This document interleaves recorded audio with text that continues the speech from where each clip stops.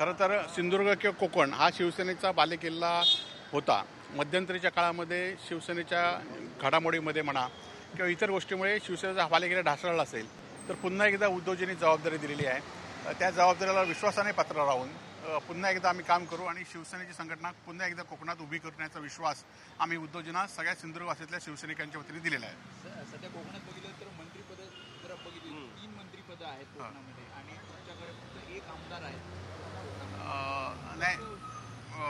नाही, या सगळ्याच्या विरोधात सत्ताधाऱ्यां 3 मंत्री असले ते आपण बघितलं असेल की कोकणातल्या प्रश्नाकडे या मंत्र्यांचं पूर्णपणे दुर्लक्ष आहे.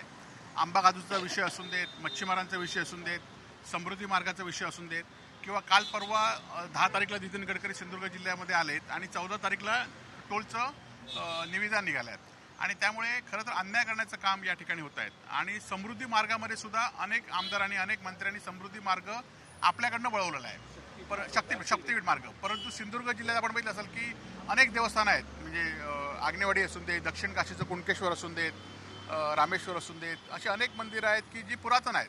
या शक्तीपीठाचा मार्ग खरं तर आमच्या सिंधुदुर्ग जिल्ह्यात जातच नाही, तो पूर्णपणे डायरेक्ट गोव्याला जातोय. आणि या विरोधात खरं तर या मंत्र्यांनी आवाज उठवला पाहिजे होता. या मंत्र्यांनी जे लाडके म्हणतात फडणवीसांना, त्यांनी आवाज उठवून या आपल्या जिल्ह्यातनं हा महामार्ग नेला पाहिजे होता, परंतु दुर्दैवाने नेऊ शकले नाहीत. मुंबई गोवा मार्ग पूर्ण होऊ शकले नाहीत. त्यामुळे हे अनेक विषय आहेत, ते लोकांसमोर आम्ही घेऊन जाणार आहोत आणि निश्चितपणे पुन्हा एकदा संघटना आणण्यासाठी आम्ही प्रयत्नाची पराकाष्ठा करणार आहोत. वैभवजी, आता गेल्या 1-2-4 दिवसात जे काही आंदोलन झालं, टोलचा विषय आहे, मुंबई गोवा महामार्ग, अलीकडे आंदोलनही झालं, नेमकी तुमची भूमिका काय असणार आहे? टोलला पाठिंबा आहे, विरोध आहे, आंदोलन? नाही, खरं तर आज मुंबई गोवा मार्ग आपण सर्वजण बघताय की 14 वर्ष हा महामार्ग झालेला आहे आणि या महामार्गामुळे खरं तर लोकांचे अनेक अपघात झालेत, अनेक हजारो लोक मृत्युमुखी पडलेत. त्यामुळे रेखाडलेल्या प्रकल्पाला खरं तर टोल माफी दिली पाहिजे, परंतु ही टोल माफी न देता मंत्री महोदयांनी आमची माफी मागितली कोकणवासियांची, परंतु टोल माफी दिली नाही. आज दुर्दैवाने ते 10 तारीखला आलेत आणि 14 तारीखला तिथल्या सत्ताधाऱ्यांना टेंडर मिळालं पाहिजे म्हणून काही सत्ताधारी त्यांना भेटलेत. लवकरच ते पण आम्ही जाहीर करू कोणाच्या नावे, कोणाची कंपनी आहे, कोणाच्या जवळचे आहेत.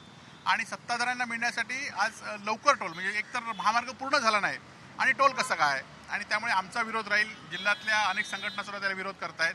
आता येणाऱ्या ज्या दिवशी टोल सुरू होईल त्या दिवशी शिवसेना हा टोल वसुलीचा प्रयत्न हाणून पाडेल.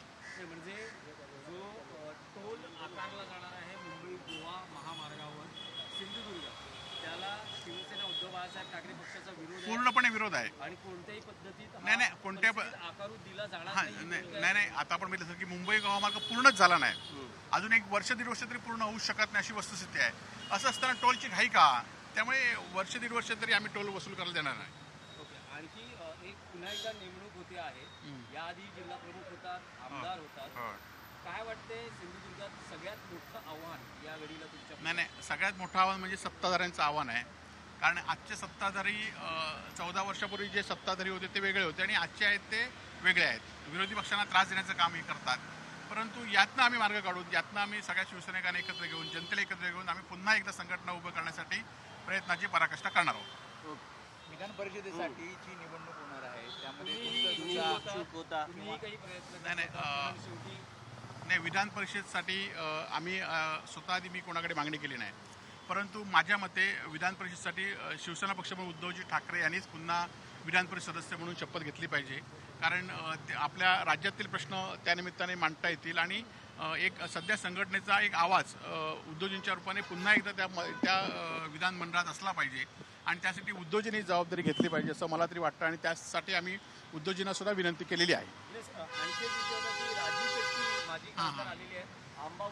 आता आम्ही राजू शेट्टी आणि आम्ही सगळेच जण 15 तारीखला मुंबईमध्ये एक आंदोलन करणार आहोत.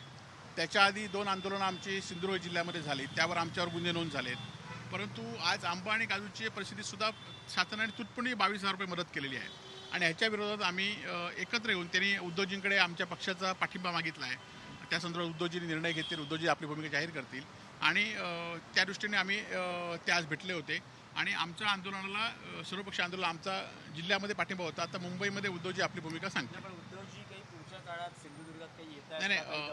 त्यांनी आम्हाला सांगितलंय की आजच संघटनेची नेमणूक झाली आहे, पदाधिकारी वगैरे नेमून आम्ही उद्धवजींना लवकरच जिल्ह्यामध्ये नेणार आहोत.